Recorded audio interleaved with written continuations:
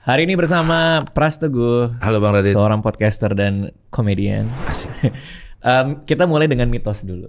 Oke. Untuk orang yang suka ngobrol, bikin podcast sehari 5 itu menyenangkan. Betul nggak? Enggak juga dong.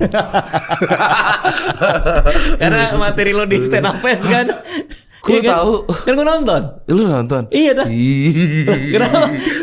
Gue nonton di stand up fest hari kedua ya? Hari pertama. Hari pertama. Hari pertama. Gue nonton di hari pertama. Ya itu lo bilang sehari 5 kali. Terus lo sampai masuk rumah sakit. Itu beneran gak? Enggak, itu punchline. Oh.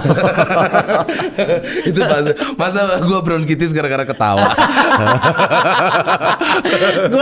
Gua langsung insecure pas pulang kayak lo iya emang iya gue ketawa bisa bronkitis. Cuman lo sehari beneran 5 atau pernah lebih dari 5? Kayak pernah 6 deh ya. Gila. Iya. Pernah 6 gua. Sehari 6. Iya. Itu apa lo pulang celeng kah atau gimana cara dapetin bahan sebanyak itu?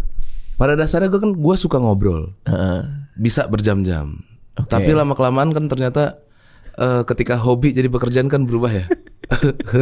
Oke. Terus di mobil tuh gua sampai nanya, tadi gua ngobrol sama siapa ya? Gitu. Oh iya. Iya.